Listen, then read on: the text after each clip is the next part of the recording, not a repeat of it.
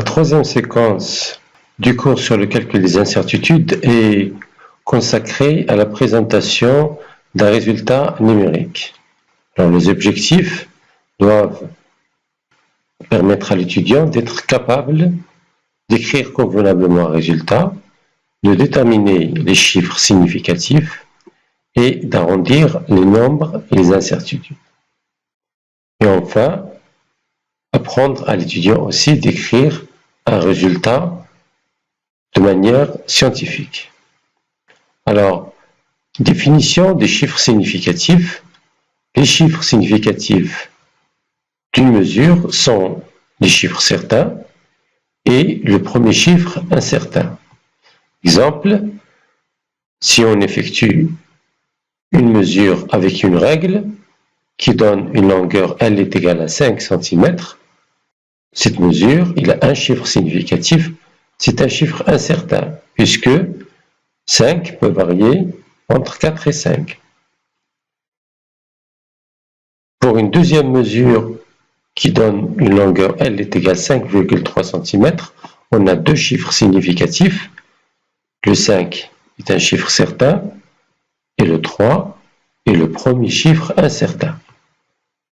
Troisième exemple, pour la mesure d'une tension V qui est égale à 2,5 volts, ce résultat présente trois chiffres significatifs. Les deux, 1 et 2, sont des chiffres certains, et 5 est le premier chiffre incertain, ceci à cause de la précision du voltmètre. Alors, comment déterminer lesquels des chiffres qui sont significatifs? Prenons un exemple, 0,0051, 002400.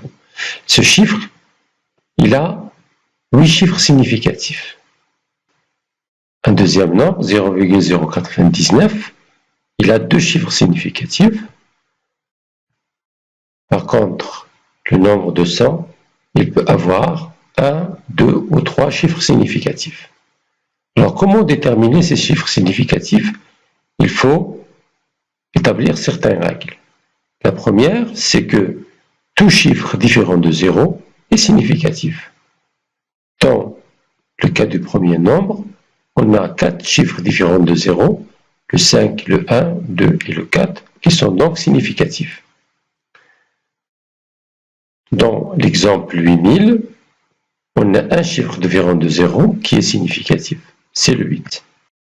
Deuxième règle, les zéros qui sont placés entre deux chiffres significatifs sont aussi significatifs. Dans le cas de ce nombre, on a les deux zéros, ils sont significatifs.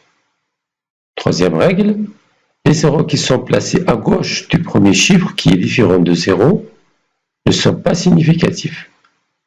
Dans cet exemple-là, les trois zéros qui précèdent le premier chiffre significatif ne sont pas significatifs.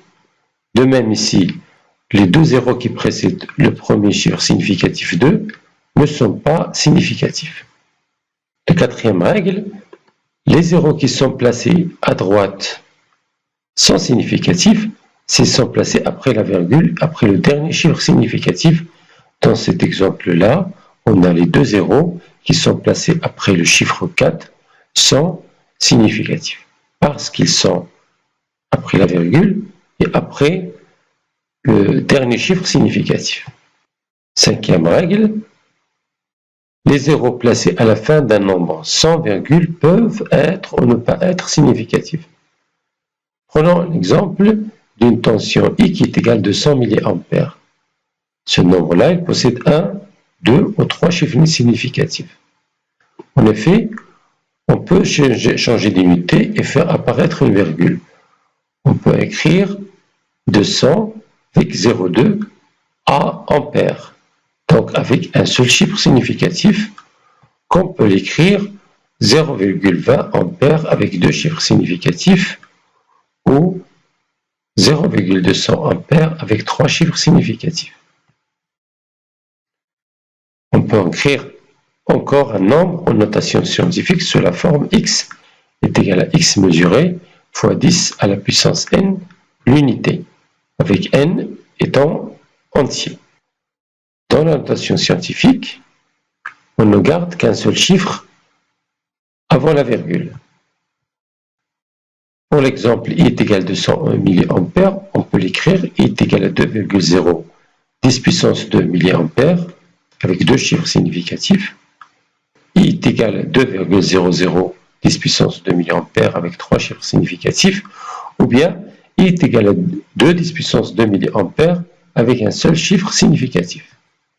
On présente un résultat en notation scientifique sous la forme X est égal à X mesuré plus ou moins delta X 10 à la puissance n unités, avec delta X l'incertitude absolue sur la mesure sur X.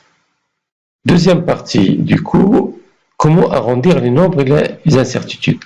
Là aussi, il faut établir quelques règles. La première, c'est que les incertitudes ne comportent qu'un seul chiffre significatif et sont toutes majorées à la hausse.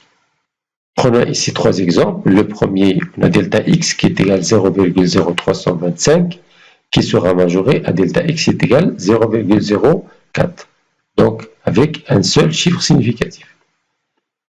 Delta x qui est égal à 0,025 sera majoré à delta x est égal à 0,03. Et delta x qui est égal à 0,421 sera majoré à delta x est égal à 1. Dans quelques cas particuliers, exemple ici, si on a delta x est égal à 0,0625, la majoration n'est pas nécessaire et on écrira le résultat delta x est égal à 0,6. Deuxième règle, la valeur de x doit être arrondie de la manière suivante.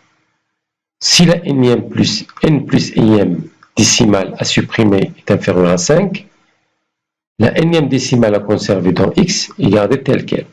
Par contre, si la n plus 1e décimale à supprimer est supérieure ou égale à 5, la nème décimale à conserver doit être majorée d'une unité.